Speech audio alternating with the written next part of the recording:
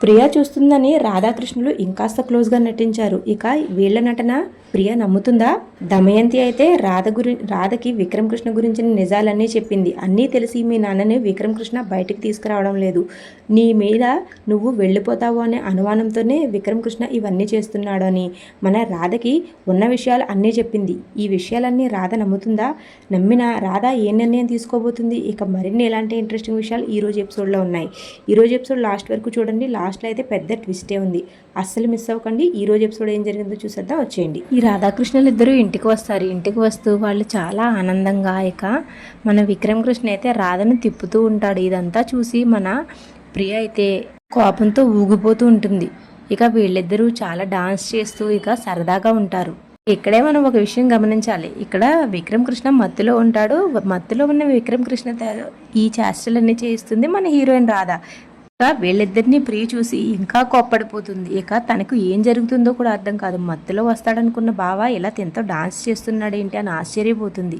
తర్వాత అలా డాన్స్ చేస్తూనే మన హీరో విక్రమ్ కృష్ణని గదిలోనికి తీసుకువెళ్ళిపోతుంది మన హీరోయిన్. వీళ్ళిద్దరూ లోపలికి వెళ్ళేసరికి మంచం మీద నుంచి కింద పడిపోతారు. వీళ్ళకి దుప్పటి కూడా చుట్టుకుంటుంది. ఇంతలో అక్కడకు ప్రియ వస్తుంది. ప్రియని చూసి మన హీరోయిన్ అయితే ఇంకాస్త ఎక్కువగా చేస్తుందనే చెప్పాలి.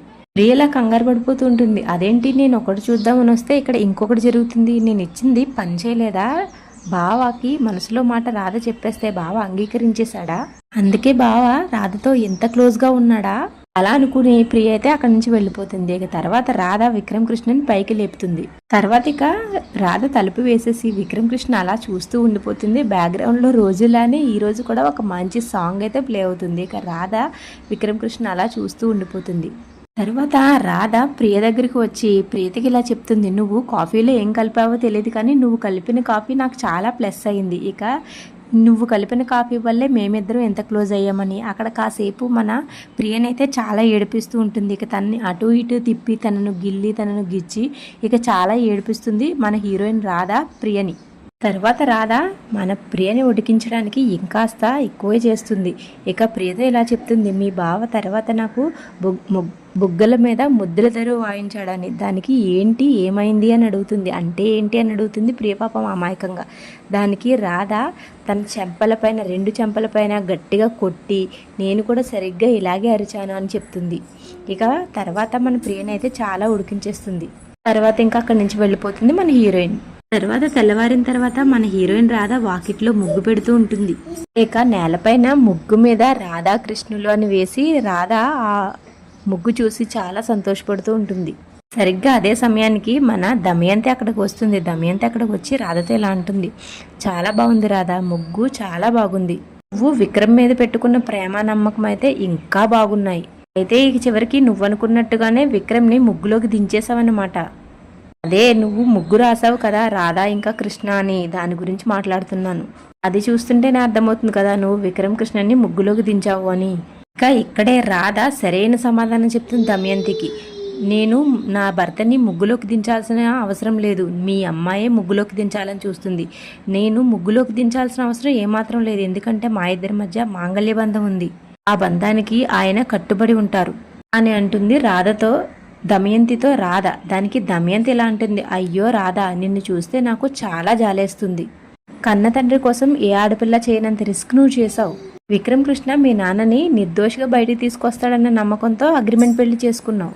ప్రియతో పెళ్లి చెప్పించుకోవడానికి నీ భర్త మీ నాన్నని విడిపించడానికి నువ్వు చక్కగా అగ్రిమెంట్ పెళ్లి అయితే చేసుకున్నారు. విక్రమ్ కృష్ణ ఆశ అయితే కొంతవరకు తీరింది, కానీ నీ పరిస్థితే పాపం నాకు అస్సలు అర్థం కావడం లేదు. నీ ఆశ తీరలేదు, ఇక ముందు కూడా తీరదు. మీ నాన్న శాశ్వతంగా జైల్లోనే ఉండిపోతాడని చెప్తుంది దమయంతి. దానికి రాధ షాక్ అవుతుంది. తను మాట్లాడే మాటలకు చాలా కంగారు పడుతుంది. దమయంతితో ఇలా అంటుంది, అలా ఎప్పటికీ జరగదు. మా నాన్న నిర్దోషి, ఏమీ చేయలేదన్న విషయం విక్రమ్ కృష్ణ గారికి తెలుసు. మా నాన్నని విక్రమ్ కృష్ణ గారు నిర్దోషిగా బయటికి తీసుకొస్తారన్న విషయం నాకు తెలుసు అని చెప్తుంది దమయంతితో. దానికి దమయంతి ఇలా అంటుంది, గొర్రె కసాయివాడిని నమ్మినట్టుగా నువ్వు విక్రమ్ కృష్ణ నమ్ముతున్నావు, అందుకనే నిన్ను చూస్తే నాకు చాలా జాలిగా ఉంది. అయినా మీ నాన్న నిర్దోషి అని తెలుసు విక్రమ్ కృష్ణకి, దానికి తగ్గ సాక్ష్యాధారాలు కూడా విక్రమ్ కృష్ణ దగ్గర ఉన్నాయి. అయినా సరే మీ నాన్నని విక్రమ్ కృష్ణ ఎందుకు తీసుకురావడం లేదో తెలుసా నీకు? దానికి రాధ ఇలా అడుగుతుంది, అయినా అలా ఎందుకు చేస్తారు విక్రమ్ కృష్ణ గారు, అలా చెయ్యరు, ఆయన గురించి నాకు తెలుసు అంటుంది. దానికి దమయంతి ఇలా చెప్తుంది, ఎందుకంటే మీ నాన్నని బయటకు తీసుకొచ్చిన మరుక్షణమే నువ్వు అగ్రిమెంట్ పెళ్లి క్యాన్సిల్ చేసుకుని ఇంట్లో నుంచి వెళ్ళిపోతావు కాబట్టి. నీ అసలు విషయాన్ని రాధకు చెప్పేస్తుంది దమయంతి. రాధ దమయంతి మాటలు నమ్ముతుందా? దమయంతి మోసపూరితమైన మనిషే కావచ్చు, కానీ ప్రస్తుతం రాధకు చెప్పిన మాటలన్నీ నిజమే కదా. మీరేమనుకుంటున్నారు? దమయంతి మాటలు రాధ నమ్ముతుందా? ఏం జరుగుతుంది? కమెంట్ చేయండి. మీ నాన్నని బయటకు తీసుకొచ్చిన తర్వాత నువ్వు మీ ఇంటికి వెళ్ళిపోతే అగ్రిమెంట్ పెళ్లి క్యాన్సిల్ అయిపోతుంది. తర్వాత ఇక ప్రియని పెళ్లి చేసుకోవాల్సి వస్తుంది. అందుకనే మీ నాన్నని బయటికి తీసుకురావట్లేదు విక్రమ్ కృష్ణ.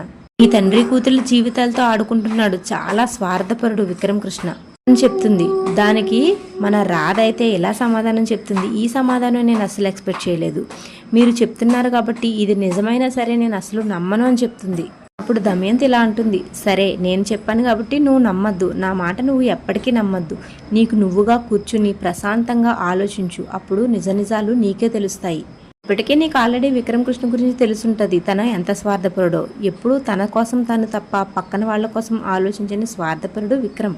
రక్షించాల్సిన పోలీసు ఉద్యోగంలో ఉండి లంచాలు ఎలా భక్షిస్తాడో కూడా నీకు తెలుసు. అవన్నీ ఒక్కసారి గుర్తు తెచ్చుకుని బాగా ఆలోచించుకో. నీకు విక్రమ్ కృష్ణ పరిచయమైన మొదటి రోజు నుంచి ఇప్పటి వరకు తన ఎలా బిహేవ్ చేస్తున్నాడో నువ్వే ఆలోచించి గుర్తు చేసుకో. నేను చెప్పేది తప్పో కరెక్టో నీకే తెలుస్తుంది. నిజం నీకు అర్థమైతే ఇప్పటికైనా విక్రమ్ కృష్ణ ఊబిలో నుంచి బయటపడు, లేకపోతే మాంగళ్య బంధం అనే ఊబిలో నువ్వు కూరుకుపోతావు. బాగా ఆలోచించుకో అని చెప్పి దమయంతి అక్కడి నుంచి వెళ్ళిపోతుంది. ఇక రాధ దమయంతి మాటలకు అక్కడే కూలబడిపోతుంది. రాధ తర్వాత విక్రమ్తో మాట్లాడిన మాటలు కొన్ని సన్నివేశాలు గుర్తు చేసుకుంటుంది. తర్వాత రాధ ఇలా అనుకుంటుంది, నేను ఇవన్నీ ఆలోచిస్తుంటే ఆవిడ చెప్పింది కొంతవరకు నిజమే అనిపిస్తుంది, ఇక నేనే తేల్చుకుంటాను ఇదంతా అని అనుకుంటుంది.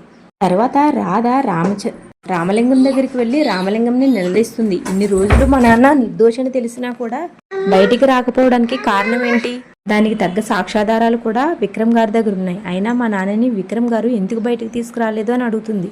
ఒకవేళ మా నాన్నని తీసుకొస్తే అగ్రిమెంట్ మ్యారేజ్ క్యాన్సిల్ చేసుకుని బయటికి వెళ్ళిపోతానని విక్రమ్ కృష్ణ గారు భయపడుతున్నారా? అందుకనే మా నాన్నని బయటికి తీసుకురాకుండా ఉన్నారా అని నిలదీస్తుంది మన రామలింగంని. అదండి, అలా ఈరోజు స్టోరీ అయిపోతుంది. రేపటి స్టోరీ ఏం జరిగిందో కూడా తెలుసుకుందాం, వచ్చేయండి. రేపటి ఎపిసోడ్లో అయితే రాధ విక్రమ్ కృష్ణని నిలదీస్తుంది. నీకు అన్నీ తెలిసి మా నాన్నని తీసుకురాలేదని మన విక్రమ్ కృష్ణ చెంపపైన కొడుతుంది. విక్రమ్ కృష్ణతో ఇలా అంటుంది, మా నాన్న బయటకు వచ్చే వరకు నేనే ఒంటరి పోరాటం చేస్తాను అని తెగించి మన హీరో విక్రమ్ కృష్ణకి అయితే చెప్పేస్తుంది. అదండి ఈరోజు స్టోరీ. రేపటి స్టోరీ కోసం మన ఛానల్ సబ్స్క్రైబ్ చేసుకోండి. ఇక ఈరోజు స్టోరీ మీకు ఏమనిపించిందో కమెంట్ చేయండి. ఇక నా ఎక్స్ప్లెనేషన్ మీకు నచ్చితే మన ఛానల్ని సబ్స్క్రైబ్ చేసుకోండి. ఈ వీడియోకి ఒక లైక్ చేయండి. ఇంకా పొదరిల్లు సీరియల్ కూడా అప్లోడ్ చేస్తున్నాను, ఆ సీరియల్ లింక్ కూడా కింద కమెంట్స్లో ఇస్తాను. ఆ ఛానల్ని కూడా సబ్స్క్రైబ్ చేసుకుని ఇలాగే షార్ట్కట్లో ఆ సీరియల్లో కూడా ఏం జరిగిందో చూసేయండి. Thank you so much for watching.